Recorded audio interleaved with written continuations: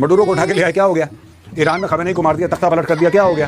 चलो एक काम करते हैं, क्यूबा चलते हैं। तो ये सारी मैं आपको बता रहा हूं, ये जो ईरान के ऊपर हमला हुआ है, ईरान के ऊपर हमला हुआ है, इसका सबसे बड़ा लेसन जो मैंने as a student, as a sincere student of geopolitics, जो मैंने सबक सीखा है वो सीखा। और हम लोग कभी कभी इसकी हम लोग क्या है कि बिट्स एंड पीसेस में, अच्छा अभी इतने रफेल खरीद लिए, कल इतने रफेल खरीद लिए, अच्छा हम लोग सोच रहे हैं कि SU-50 अरे खरीद के खत्म करो यार, अगर तुम्हें SU-57 चाहिए तो चाहिए, नहीं चाहिए तो नहीं चाहिए। अब इसमें सोचना क्या है, मुझे एक बात समझ नहीं आई, इसमें सोच क्या रहे हो? आपके सोचने से क्या हो जाएगा? उसको 4 पार और निकल आएंगे। अगर आपको चाहिए, मैं बात कर रहा हूं अमेरिका की, अमेरिका की कोई अकाउंटेबिलिटी नहीं है।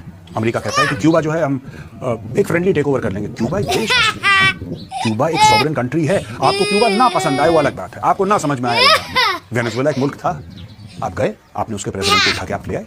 कल यही काम ये लोग करेंगे क्यूबा में, उठा के ले आएंगे, मार देंगे उसको, बोलेंगे हमने कैप्चर कर लिया ना। ठीक है ना दोस्तों, बात ये है कि आपको लेसन्स लेने हैं। ये जो भी एक्शन हुए हैं, 2 हो चुके हैं आपके सामने, और तीसरा क्यूबा में, जिसके बारे में डोनाल्ड ट्रंप जब ईरान का एक्शन सक्सेसफुली कर लेगा, वो फिर क्यूबा जाएगा। मुंह में खून लग गया ना। तो अमेरिका और इजराइल ने ईरान के ऊपर अटैक किया, एंड क्यों अटैक किया ये आपको भी थोड़ी देर में आगे चल के दिखाऊंगा। लेकिन जवाब में ईरान ने 5 कंट्रीज के ऊपर अटैक कर दिया, एंड अब ये 5 कंट्रीज जो है एक एक करके वापस ईरान को अपना जवाब दे रही है। एक तरीके से हर जगह तबाही का माहौल बच चुका है यहाँ पर मिडिल ईस्ट के अंदर। एंड क्यों ना हो, जिस ही नहीं करता था, एंड नेतन्याहू ने सिर्फ फालतू में मोदी जी को खुश करने के लिए रातों रात ये मेडल बनाया एंड मोदी जी को फालतू में ला करके पहना दिया। एंड मैं ये बात यहाँ पर नहीं बोल रहा हूँ, इजराइल के खुद के एक मीडिया हाउस ने इस बात को छापा है। इस आर्टिकल में बताया गया कि मेडल ऑफ द केनेसेट जो दिया गया है, ये देने का प्लान सीक्रेटली बनाया गया। इनफैक्ट इस आर्टिकल में ये भी लिखा है कि ऐसा कोई ऑफिशियल मेडल एक्सिस्ट ही नहीं करता। ये मेडल सिंबॉलिक और एम्प्टी जेस्चर यहाँ पर बताया गया। एम्प्टी जेस्चर पकड़ा दिया मोदी जी को, मतलब जो पूरे देश को चूना लगा दिया, उसको चूना लगा दिया रे। इनफैक्ट आर्टिकल में कहा गया कि सेरेमनी को पॉलिटिकल पब्लिसिटी स्टेप की तरह यहाँ पर प्रेजेंट किया गया। इस स्टेप को इजराइल की इंटरनल पॉलिटिक्स और लीडरशिप इमेज बिल्डिंग से भी जोड़ा गया। लेकिन एक्चुअली में कितनी बड़ी फजीयत यहाँ पर हुई है। बीजेपी IT सेल कह रहा था देखो मोदी जी को मेडल मिल गया। इनफैक्ट हमारे देश का मीडिया तक भी ये बात कह रहा था कि मोदी को मेडल मिल गया, मोदी की वाह हो चुकी है वहां पर कनेक्टेड में, लेकिन वो मेडल फेक था। वो मेडल उससे पहले एग्जिस्ट ही नहीं करता था। ये ठीक वैसे ही जैसे कि मैं अपने आप को यहाँ पर ये कह दूं कि मैं तो सुपर प्रेसिडेंट हूँ हमारे देश का। सुपर प्रेसिडेंट नेतन्याहू ने रिटर्न क्या किया, पहले नेहरू जैकेट पहन कर आ गया, उसके बाद मोदी जी को एक ऐसा मेडल दे दिया जो पहले एग्जिस्ट ही नहीं करता था, चुना। वैसे नेतन्याहू को भी मैं बहुत ज्यादा ब्लेम नहीं करना चाहता। फेक अवार्ड मोदी जी को नहीं दिया जाएगा तो और किसको दिया जाएगा? मोदी जी से इजराइल को फादरलैंड बुलवा दिया, उसके बावजूद भी मोदी जी को एक रियल मेडल नहीं मिला। अब इस अवार्ड की तो डेफिनेटली। लेकिन जो ईरान का स्ट्रक्चर है वहां पे खुदा है सुप्रीम लीडर खमेनी। बाकी सारे लोग जो छोटे मोटे चुनाव लड़ते हैं, बात वही है या था, और उसने आज तक चुनाव नहीं लड़ा। And he is the supreme leader. Islamic revolutionary guard core जो सबसे तगड़ी मिलिट्री यूनिट है, कि मिलिट्री ऑर्गेनाइजेशन है, उसको रिपोर्ट करती है। President of Iran Masoud Pezeshkian, उसको रिपोर्ट, सारे मंत्री उसको, सारा पावर उसको। ऐसे में क्या होता है कि जब 8-10 लोग होते हैं जो पूरे देश को चलाते हैं, और वही पावर सेंटर है। पावर सेंटर आवाम नहीं है, पावर सेंटर जो है वो लोग नहीं है, पावर सेंटर वो 4-5 लोग हैं जो पूरे में। ऐसे में अगर उन 4-5 लोगों को आप लुढ़का देते हैं, आप उनको न्यूट्रलाइज कर देते हैं, तो पूरा स्ट्रक्चर गिर जाता है। यही एम था दोस्तों यूएस का, और यही एम था इजराइल का, कि उस पावर स्ट्रक्चर को ये 7-8-5 लोग जो हैं उनको खत्म करो, अपने आप ढांचा ये गिर जाएगा, बाकी लोग संभाल लेंगे। अच्छा ये हो सकता है कि हो जाए कुछ दिनों में, आपको ये पता लग जाएगा कि ऐसा हो चुका है, क्योंकि खमेनी को मार दिया। अब बाकी जो लोग बचे हैं वो खमेनी के नीचे ही, खमेनी से और कोई पावरफुल तो था नहीं, खमेनी चला गया है, बाकी लोगों को ये लोग मारने की कोशिश करेंगे। एक खतरा है दोस्तों। और अब मैं अपने वीडियो के मुद्दे पर आता हूँ कि खतरा क्या है, खासतौर से भारत। कुछ समय पहले डोनाल्ड ट्रंप अपनी फौजें भेजते हैं, दंदनाते हुए ये लोग जाते हैं वेनेजुएला और मडूरो को उठा के ले आते हैं, सिटिंग प्रेसिडेंट को। फिर ये कहते हैं हम तो उसको मानते ही नहीं थे, हम तो मानते ही नहीं थे उसको प्रेसिडेंट, तो हम उसको उठा के ले आए। वो ड्रग्स बेचता था, ये करता था, वो करता था। तो दोस्तों ये सारी की सारी जो चीजें हैं ना, कि वो ड्रग्स बेचता था, जब से मडूरो को उठा के लाए हैं तब से डोनाल्ड ट्रंप ने एक बार वेनेजुएला के ड्रग्स बेचने की या भेजने की या खरीद फरोख्त करने की एक बार बात नहीं करी उसने। आप कोई मुझे पब्लिक स्टेटमेंट दिखा दे डोनाल्ड ट्रंप का, ये बंदा रोज दिन में 250 पब्लिक स्टेटमेंट देता है, एक बात इसने करी ड्रग्स जो भी था उसके पहले था, उसके बाद ऑयल। यानी कि ड्रग्स बस बहाना था, आपको वेनेजुएला पे हमला करना था, आपने कर दिया। आपको मडूरो को उठा के लाना था, आप ले आए, अब आपने वहां तेल बहा दिया। यही चीज ईरान के साथ है। मैं ये जो रजीम है ईरान की, ये मुझे बिल्कुल पसंद नहीं है। ईरानी लोग मुझे बहुत पसंद है, मैं बहुत प्यार मोहब्बत करता हूँ ईरानी लोगों से, मैं बहुत इज्जत करता हूँ उनकी। लेकिन ये जो क्लेरिकल रजीम है, ये खमेनी की, आई डोंट लाइक दिस। ये आज जाते हैं, अभी चले जाएंगे मेरी तरफ से, मुझे कोई फर्क नहीं पड़ता। लेकिन fact of the matter is कि इसमें खतरा है। जो इसको हटाने का पावर वील्ड करता है उसकी कोई अकाउंटेबिलिटी नहीं। ये सारी चीजें फिर नवंबर का जो मिड टर्म इलेक्शन है उसमें सुनाने को भारत को इसमें क्या करना चाहिए, वो सबसे अहम होता है दोस्तों। देखिए ऐसा होता है, मैं तो शुरू से कह रहा हूं, लेकिन लोग जो हैं, हो सकता है मुझसे ज्यादा एक्सपीरियंस हो, दिमाग तो मुझसे ज्यादा ही हो लोगों को, कि नहीं मेजर ये सब होता नहीं यार, तुम्हारी थ्योरीज बिल्कुल गड़बड़ है यार, तुम ऐसे ही बोल देते हो यार, ये तुम्हारी थ्योरी गड़बड़ है। दोस्तों साफ सीधी बात है, जिसकी लाठी उसकी भैंस। और यही मुहावरा जियोपॉलिटिक्स को डिफाइन करता है। मैं बता रहा हूं, अगर आपके हाथ में ताकत है, किसी का बाप नहीं हो सकता। ये बात सच है और अमेरिका इसका लिविंग प्रूफ है। ठोक दिया उसने, क्या कर लिया? आप क्या करोगे? FIR दर्ज करोगे डोनाल्ड ट्रंप के ऊपर? क्या कर लोगे आप? जो इजराइल ने भी कराया है वो तो अमेरिका की शय पर करा है। अमेरिका के साथ मिलकर उनकी पार्टनरशिप पर बॉम्बिंग करी है ईरान के साथ। ठीक है, मैं फिर कह रहा हूं, I do not like this Iranian regime at all, and the sooner they go the better it is for the world. हम लोगों को दोस्तों दो चीजें करनी पड़ेंगी, दो चीजें हमें इमीडिएटली करनी पड़ेंगी। एक तो जो हमारा डिफेंस बजट है, आपको अपने डिफेंस को दुगना करना पड़ेगा। मैं बजट की बात कर रहा हूं। You have to double your defence budget. साफ सीधी बात है, कैपेसिटी जो है ना और डेटरेंस, वो रेल की पटरियां होती है, वो साथ साथ चलती है। आपकी जितनी कैपेसिटी होगी उतनी आपकी डेटरेंस की कैपेबिलिटी होगी। जिस दिन चाइना को पता लगेगा कि भारत के पास 5th जनरेशन फाइटर्स नहीं है और भारत के पास ये रडार है और ये मिसाइल है, चाइना खुद ही चुपचाप बैठ जाएगा, कुछ नहीं करेगा। जिस दिन आपने इंटेंट और कैपेबिलिटी दोनों दिखा दी, पाकिस्तान चाइना कलूसिविटी की बात करते हैं, दोनों के दोनों चुप। ये बहुत जरूरी है, क्योंकि आपका खुद का जो 5th जनरेशन फाइटर जेट है वो 10 साल के बाद, if everything goes off well, अगर सब कुछ ठीक ठाक गया, तो हो सकता है कि 10 साल के बाद पहला जहाज, फिर उसके बाद उसको समय लगेगा। उसकी जो स्क्वाड्रन्स बनेंगे, एक स्क्वाड्रन में 18 जहाज, 20 जहाज होंगे, कितने साल लग जाएंगे 5th जनरेशन। यहाँ पे चाइना अपना 6th जनरेशन एयरक्राफ्ट दिखा चुका है लोगों को। 7-8 साल में they have a flying 6th generation fighter. America का प्रोग्राम शुरू हो गया है। तो आप एक ऐसी वॉलेटाइल नेबरहुड में रहते हैं where you can not afford to be blind to such challenges. सरकार ने बहुत काम किया है, और खासतौर से सरकार ने, जो मैंने देखा है पिछले 10 साल में, they really gone out of the way और बहुत चीजें करी है, लेकिन बहुत कुछ करना बाकी है, खासतौर से एयरफोर्स में। तो सबसे बड़ी जो बात है, अगर आपको SU-57 चाहिए, तो ये हम सोच रहे हैं कि दो स्क्वाड्रन क्यों ही खरीद रहे हैं। मुझे बात समझ नहीं आई, 2 स्क्वाड्रन का करोगे क्या? 2 स्क्वाड्रन का क्या करोगे? Why don't you just say that we want to buy 10 squadrons? End the story ना। आप रशिया को बोलो कि हमें 10 स्क्वाड्रन चाहिए, 8 स्क्वाड्रन भारत में बनेंगे, 2 आप फ्लाई अवे कंडीशन में दोगे, बोलो किस तारीख को, ये लो पैसे। क्या अमेरिका आपके ऊपर प्रेशर डालेगा? बिल्कुल डालेगा। क्या अमेरिका आपके ऊपर सैंक्शंस लगाने की कोशिश करेगा? बिल्कुल। तो नई बात है, जब आपने S-400 लिया था, अमेरिका ने सैंक्शंस की धमकी नहीं दी थी। जब आपने न्यूक्लियर टेस्ट करे थे कि आपके ऊपर सैंक्शंस नहीं, दिस इज ओल्ड न्यूज।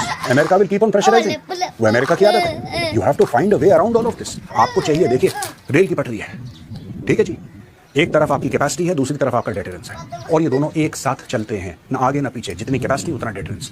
आपको अपनी कैपेसिटी ऐसे बनानी है कि भय बिन होए न प्रीत। ये आपकी कैपेसिटी होनी चाहिए। आपको क्या लगता है कि पाकिस्तान ने बीच में कभी पहलगाम कर दिया 26/11? ये पाकिस्तान क्यों करता है, कभी सोचा? ये चाइना जो कहता है गलवान में PP-14 पे आ गया, मैं ऐसा करूंगा, मैं अंदर आने की कोशिश करूंगा, ये चाइना क्यों करता है, कभी सोचा है? कैपेसिटी। एक बार आप लोगों ने इन दोनों को, चाइना पाकिस्तान को, इंटेंट और कैपेबिलिटी दिखा दी, शांति शांति। और दूसरी चीज जो भारत को करनी है दोस्तों, now it is time to start arming Afghanistan. मैं आपको बता रहा हूं, it's time to start arming Afghanistan with immediate effect. भाड़ में गया डोनाल्ड ट्रंप ने सोचता है, hell with it, doesn't matter. It's time to start arming. अगर आपको हवाई जहाज देने, हवाई जहाज दीजिए, एयर डिफेंस इक्विपमेंट देनी है दीजिए, आपको पिनाका देने हैं दीजिए, मैन पैड्स देने हैं दीजिए, आपको आर्टिलरी गन्स देनी है दीजिए, आपको जो साजो सामान देना है, जो हथियार देने हैं तालिबान को, अफगानिस्तान को, India should go ahead and supply those things. Give it to them free of cost. कोई पैसे की जरूरत नहीं। We don't want any money from Afghanistan. दीजिए, जैसा देना है दीजिए।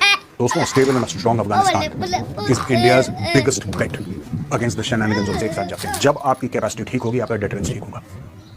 आपको क्या लगता है कि भारत के अंदर ये सब बदमाशी करने की कोशिश नहीं करते? क्यों? जब जस्टिन ट्रूडो था प्रधानमंत्री कनाडा का, तब आपको क्या लगता है कि खालिस्तानियों को आशीर्वाद किसका था? इनको पता है कि भारत के अंदर ऐसा नहीं कर सकते कि आके दिल्ली में बम मार दिया। They know they can't do that. तो ये अंदर ही अंदर दीमा कैसे पैदा करते हैं, जो अंदर का स्ट्रक्चर को खोखला करने की कोशिश करें। मुझे याद आता है उस CRPF ऑफिसर, मैं कुछ साल पहले दोस्तों गया था दंतेवाड़ा, और मुझे उस CRPF ऑफिसर याद है, बड़ा शेरदिल, बड़ा डायनेमिक ऑफिसर, और उसने मुझे बताया, ऑफ कैमरा बताया उसने मुझे, कहते हैं कि सर यहाँ पे हम नक्सलियों के खिलाफ ऑपरेशन करते हैं और दिल्ली में मेरे खिलाफ लोग केस फाइल कर रहे हैं। और मुझे उस दिन इतनी बेवसी की फीलिंग हुई कि एक इकोसिस्टम भारत के अंदर काम कर रहा है। तो आपको अंदर का इकोसिस्टम मजबूत करना है दोस्तों। अंदर का इकोसिस्टम क्यों? क्योंकि ईरान में भी यही हुआ है, ईरान में भी यही हुआ है। और ईरान में on record their head of state has said that so many people in Iran are compromised. Government के स्ट्रक्चर के लोग हैं जो कि रेजीम के क्लोज हैं, वो कितना कॉम्प्रोमाइज है यहाँ पे, इजरायली इंटेलिजेंस कितना ईरान के अंदर घुसा हुआ है। भारत के अंदर ऐसा नहीं है, क्योंकि हर एक देश की रियलिटी अलग है, लेकिन भारत को भी पता है यहाँ पे कितने ऐसे NGOs हैं, भारत के अंदर इतने ऐसे दुश्मन हैं जिनका टोटल एक काम है, किस तरीके से चलो इस फाउंडेशन को कमजोर करें, इस नींव को कमजोर करें। हमें इंटरनली और एक्सटर्नली स्ट्रांग होना है। कोई आपका दोस्त नहीं है इस दुनिया में, कोई आपका दोस्त नहीं है। You are surrounded by enemies, you have to fight. कोई आपकी मदद नहीं करेगा, आपको खुद अपनी मदद करनी है, खुद आपको पावरफुल और स्ट्रांग बनना है।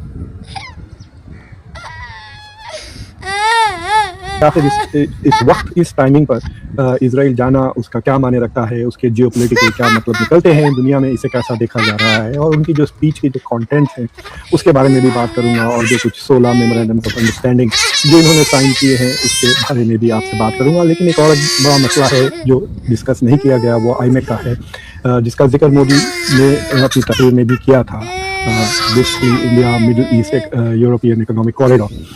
तो उसके इन चीज़ों के बारे में बात करूंगा। तो 25 फरवरी को प्रधानमंत्री नरेंद्र मोदी ने अपनी दूसरी यात्रा की इजराइल को, और वो पहले इंडिया के प्राइम मिनिस्टर है, या कह सकते वाहिद एक ही इंडिया के प्राइम मिनिस्टर है जो इजराइल को गए हैं। जब से इंडिया ने तो 1950s में ही इजराइल को रिकग्नाइज कर लिया था, बट इंडिया वो हमेशा से काफ़ी प्रो पैलेस्टाइन पोजीशन रहा है इंडिया का, और इंडिया का प्रो पैलेस्टाइन पोजीशन की वजह ये थी कि इंडिया एक पोस्ट कॉलोनियल मुल्क है, और कॉलोनियलिज्म से वो आज़ाद हुआ था, और कॉलोनाइजेशन और इंपीरियलिज्म के वो खिलाफ था। और जो इजराइल और वेस्टर्न ममालिकों ने मिलकर किया है फ़लस्तीन में, उनके ऊपर बाहर से यूरोपियंस को लाके बसा दिया, जिस तरह से ऑस्ट्रेलिया में बसाया, अमेरिका में बसाया, न्यूजीलैंड में बसाया, कनाडा में, तो उसी तरह यूरोपियंस को दूसरों को लेकर आए और वहाँ पर इजराइल में, तो उसको कॉलोनियल सेटलरिज्म कहते हैं। तो उसके खिलाफ भारत हमेशा से रहा है। अब जब पूछा जाता है कि भैया आप फ़लस्तीन के लिए क्या कर रहे हो, आप अपने आप को leader of the global south, voice of the global south कहते हैं, तो यही सरकार, यही मिनिस्ट्री ऑफ एक्सटर्नल अफेयर्स इस बात की तरफ इशारा करती है कि Bharat was the first non Arab country to recognise Palestine as a state. Palestine की एक एम्बेसी भी है वहाँ पर। दिल्ली अगर आप जाके देखें, यूएन में जितने भी वोट्स भारत में आ रहे हैं ज़्यादातर प्रो इजराइल वोट है आज का। तो भारत की देखिए बातें तो भारत बहुत करने लगा है। जब से prime minister Modi prime minister बने हैं तो बड़ी बड़ी बातें ज़्यादा, बड़े बड़े काम कम होते हैं, यानी कि हम ये हैं, हम विश्वगुरु हैं, हम वर्ल्ड पावर है वगैरह, हम स्ट्रेटेजिक इकोनॉमी है। लेकिन भारत की एक बहुत बड़ी कमजोरी है, वो है लैक ऑफ टेक्नोलॉजी। आपकी इंसानियत ही खत्म हो गई कि कौन सा इंसान हो सकता है जो छोटे छोटे बच्चों के ऊपर बम मार कर कोई अगर मार रहा है और आप उसको देखकर आपके दिल में इंसानियत नहीं जागती, तो सोच लें आप किस किस्म का आपका सिविलाइजेशन है, किस किस्म के आपके संस्कार है। तो दैट इज द थिंग कि एक लफ्ज उन्होंने अपनी तकरीर में नहीं कहा। तो एक तो इस सारी तकरीर का एक खुलासा ये था कि मॉरल हिपोक्रेसी शुरू से लेकर आखिर तक उन्होंने कहा कि हमारा जो वैल्यू है, हमारी सिविलाइजेशनल वैल्यू है वासुदेव कुटुंबकम, जिसका मतलब कि सारी इंसानियत एक है फैमिली। तो क्या ये सारी इंसानियत में फलस्तीन के बच्चे नहीं आते? क्या गाजा की औरतें जो निहत्ते मारे गए, क्या वो फैमिली नहीं है आपकी? किस किस्म के लोग टेररिज्म की बात करते हैं? आप पिछले चंद महीनों में इंडिया में देख लिया आप कितना टेररिज्म हो रहा है, जाके लोगों को मार रहे हैं, बच्चे नमाज पढ़ रहे हैं उनको मार रहे हैं, लोगों को लीच कर दे रहे हैं। इसलिए कि डेली एक किस्म से हिंदुत्व और टेररिज्म भारत में दिन रात चल रही रहा, उसके खिलाफ कोई कुछ कहते नहीं है।